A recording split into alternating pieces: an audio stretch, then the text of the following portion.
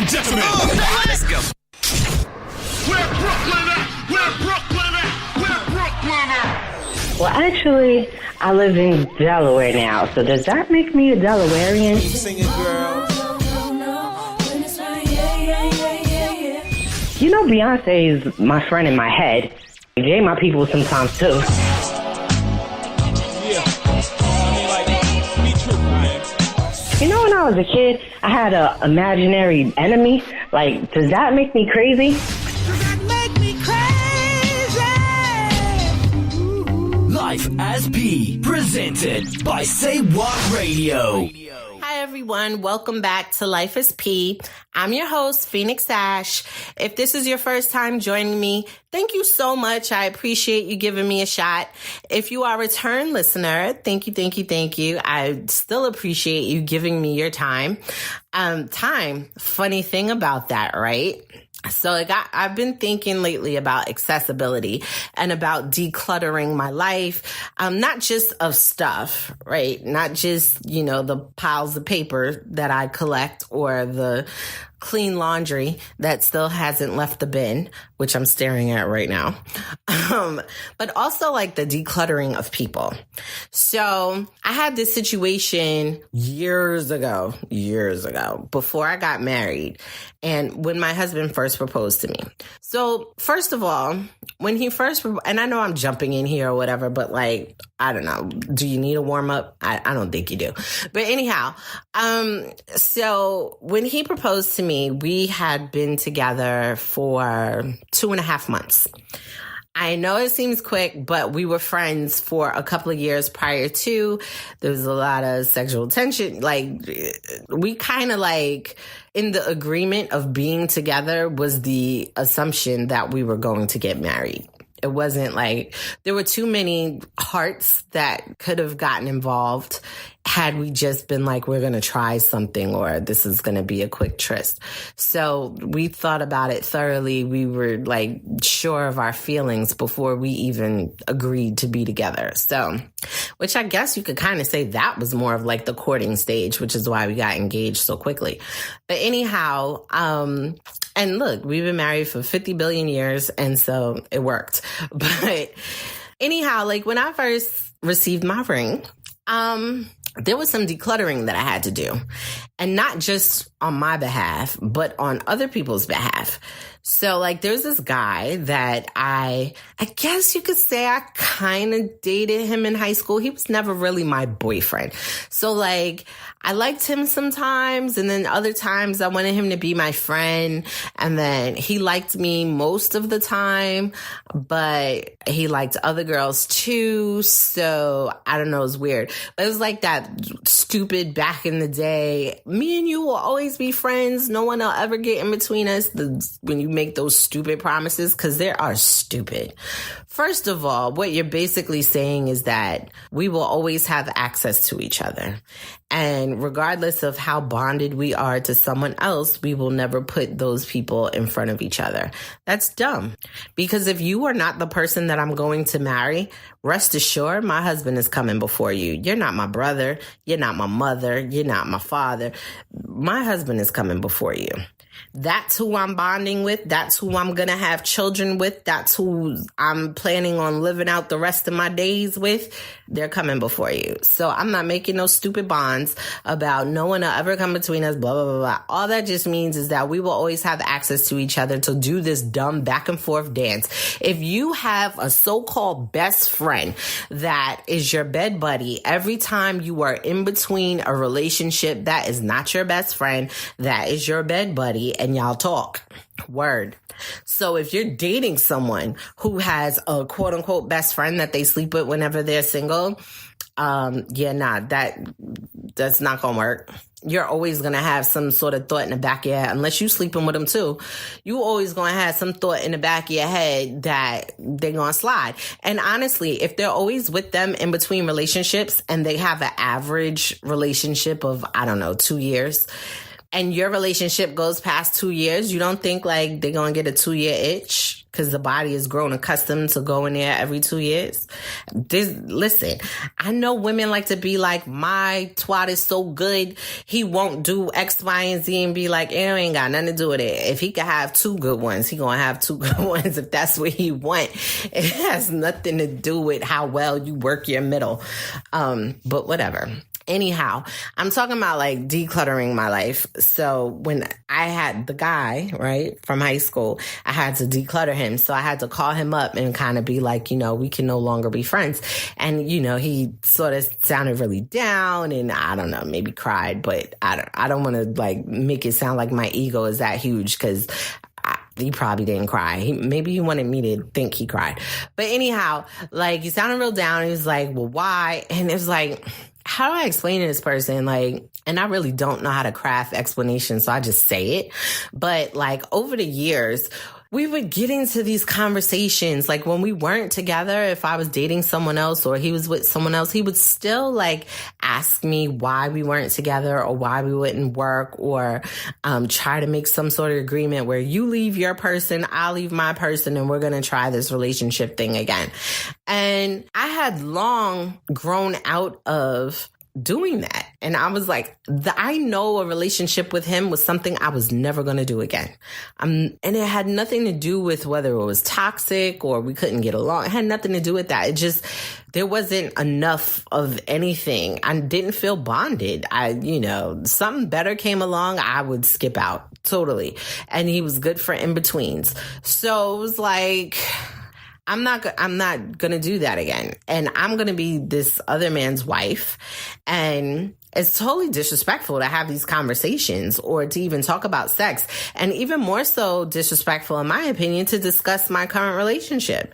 So I'm not going to really be your friend because I'm not going to share a bunch of stuff about my life because of my sense of loyalty. And I know for some it's kind of twisted and like real to the limit. But for me, I'm like, you will never be able to meet my husband or be in a room with him and feel like you know more or as much about my life as he does. Like never. You'll never be able to hold anything like that over his head, never be able to whisper something in his ear to shift his affection from me.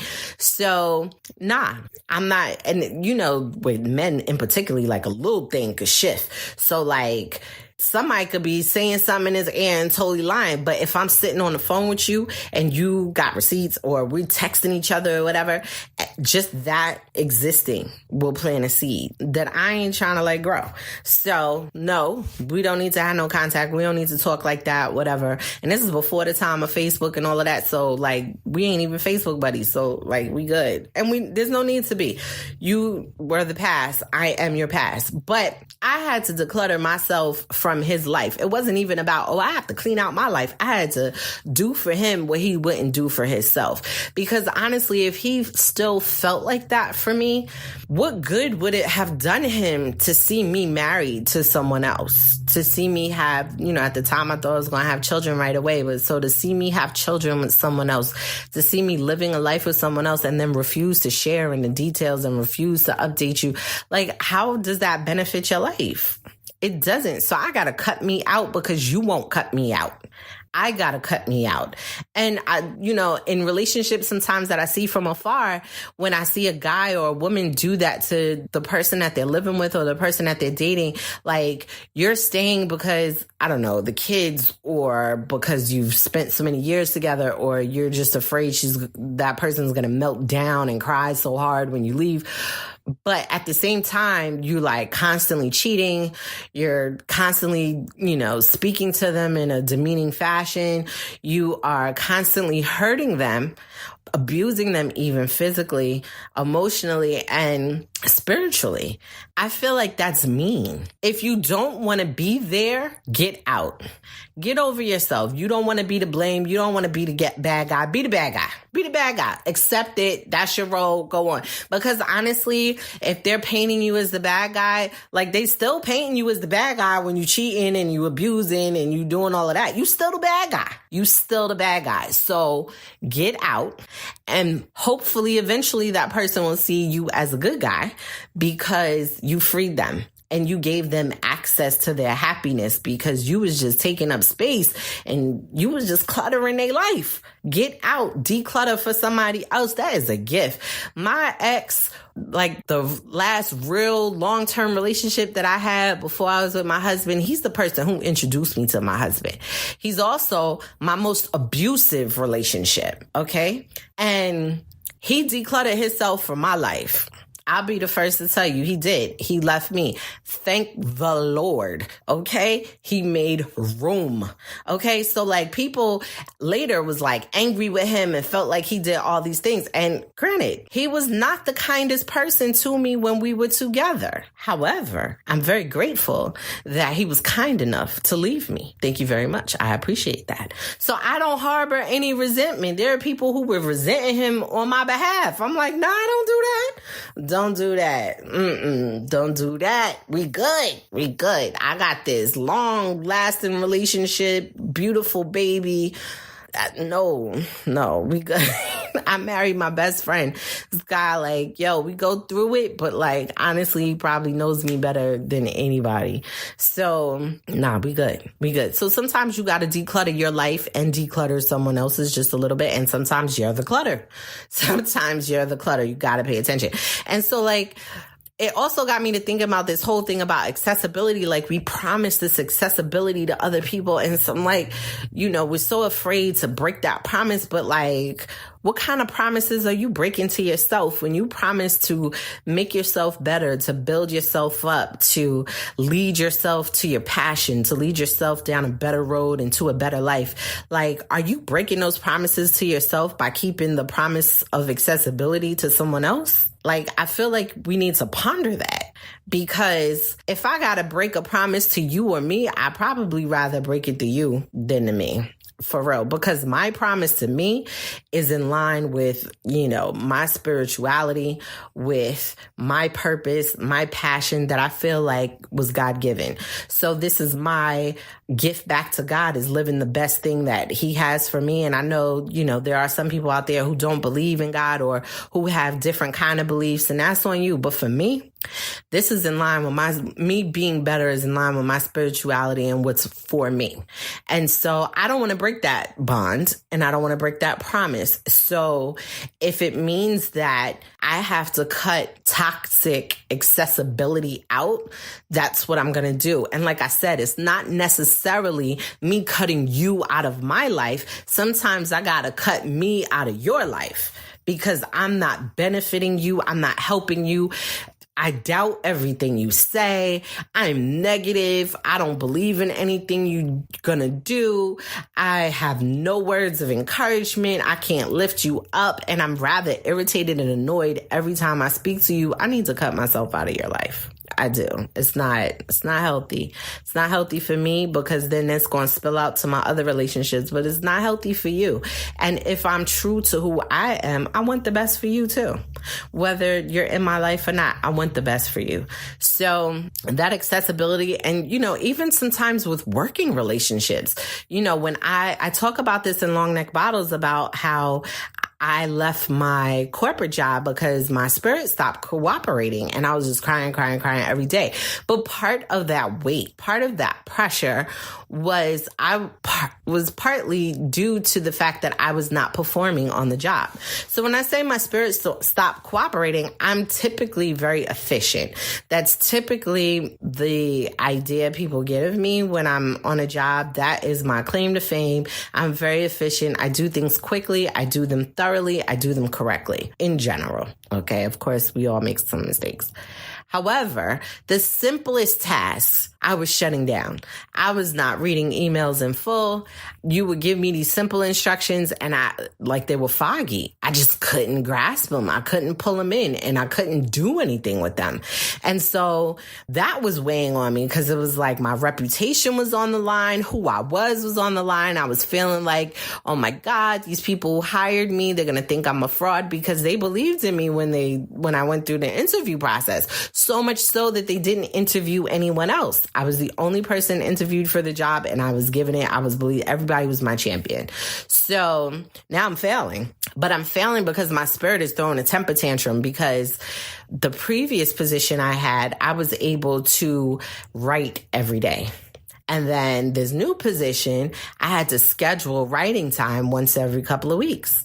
And my spirit was like, no, we did not get ourselves into this routine to then take it away, because the routine, in comparison to my passion, the routine was progress. This was the first time I had gotten into a routine of writing every day. And that was progress, because that was towards the end goal, right? I wanted to live as a writer. And so this new position, although it was all this money and opportunity to do other things, it was not in line with my spirituality. It was not in line with my path. And I was unhappy, and my spirit conked out on me. It was like, goodbye. You ain't going to feed me. I'm just going to lay here until you get it together and pick me up. So, I had to declutter myself from the job, because, there were people who were advising me, like, stay on the job until you can make money. Well, you know what? I couldn't make money writing because I was not writing. How about that? I was not writing. I didn't have the energy. I was drained. Still had a family. Like, I couldn't do it. I couldn't. God bless the people who could. I couldn't. And I was feeling like, gosh, there's someone who could be in this position who can actually do the work you're looking for. And so this job is probably their blessing, and let them come on and get their blessing and work for you and continue whatever it is that you got to do. But I got to go. And, I probably could have worked there longer and BS'd around a little longer and gotten a couple more checks and stacked a couple more money, but couple more dollars, but like, to what cost? I was dying inside. And so who's to say that, however, if I waited a couple months longer, that I wouldn't just be dead inside altogether? Who's to say that? I'm not looking for that. I'm not looking for that at all. So I had to sort of cut me out. And then so like being away from there, and dealing with my clients independently, and, talking to friends and stuff like that, my pursuit of passion is equivalent to my pursuit of healing. And so with healing comes a lot of introspection, and you think about, things that you've been through, what's actually in your mind, what's at the root of some problems. And, you start to like clean yourself up. You tidy yourself up a little bit. And one of the things that I've realized is that I am way too accessible. Like, I'm one of those people, like, I will answer your email. I will answer your text. If you call me and I don't have the time to talk to you, I will send you a text and say, I got your call. I will call you late. Like, I'm that responsive. And sometimes when you're like that, people think you don't have anything else to do. And so they intrude on your personal time. You can say, I work up until 4:30 or 5:30, and then I have to go get my daughter. And then they'll call you at 6:00. And want to go on about problems and hear you in the background dealing with your child, cooking, doing whatever. And then you trying to switch your focus and it's just not working. And I talking to my girlfriend, I'm like, yo, I need to stop answering the phone or stop in. And I get my emails on my phone. A lot of people I know have blocked that now, who don't get their emails on their phone because of being too accessible. Whereas, I'm kind of nosy, so I want to know what's going on all the time. And so I'm like, oh, somebody email me. And I work for myself. I don't want to miss money. I'll be honest with you. I do not want to miss money because every dollar counts to me. So if I get a message about $50, $100, $200, $500, I want to be on it. I want to get the ball rolling. Let's get in a contract. Let's go forward. So, but sometimes when you're in the midst of a working relationship, I was like that when I was an assistant. I was too efficient. I was too on it. So people just call me wild times, got me working from my house on a Sunday on the phone with the travel agency for mad hours. Yo, no, it's just too accessible. And sometimes when you're that accessible, people don't have the opportunity to figure out things on their own. They lean too hard on you. And so what happens is you start to feel like you're undercharged. You start to feel like, well, geez, I charged this person $300, But damn, they're getting like $1,000 worth of work because I'm not hovering over some information. You know, if we come across some things and I've learned some lessons, I'm going to share them. I'm not trying to make your life harder. I'm not trying to make your road as rocky as mine has been.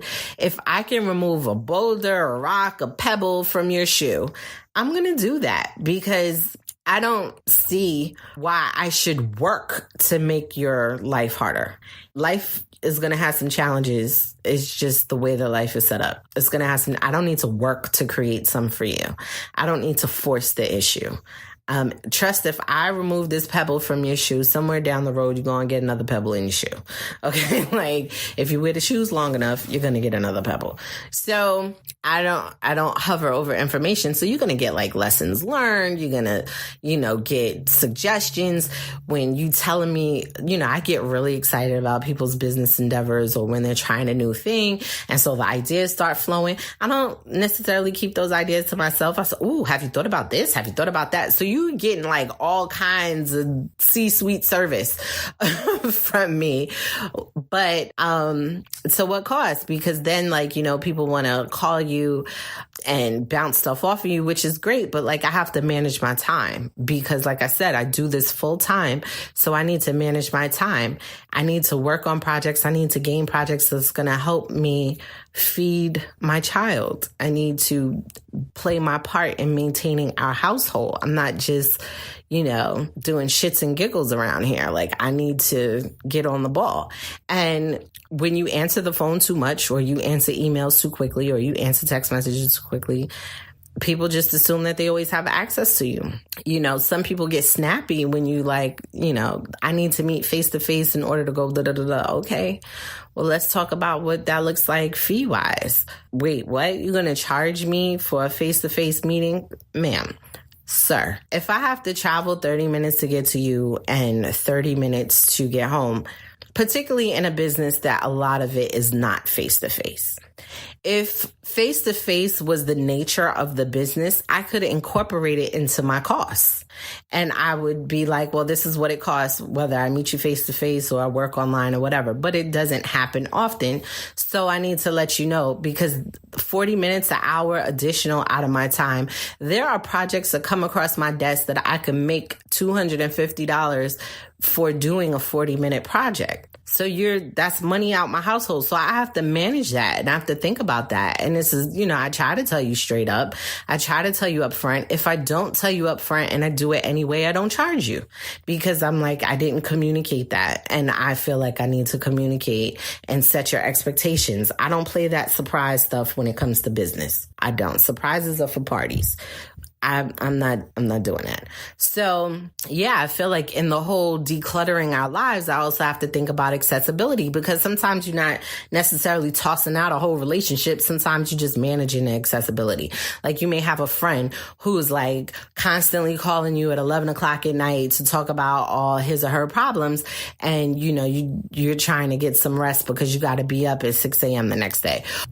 Or you're trying to put the baby to sleep and you have a bunch of emails that keep coming through and you need to put your phone on do not disturb. You're checking the emails and I understand you got business, you're looking for money, or you just nosy and you just you can't handle the phone going off or the alerts. You got to do something because it's intruding on your personal time. And so to some degree, it's not even them intruding on your personal time. It's you intruding on your personal time. It's you intruding on the moments that are supposed to matter to you. So you have to figure out how to manage it. This is hard for me. I have to work so hard at trying to manage people's accessibility.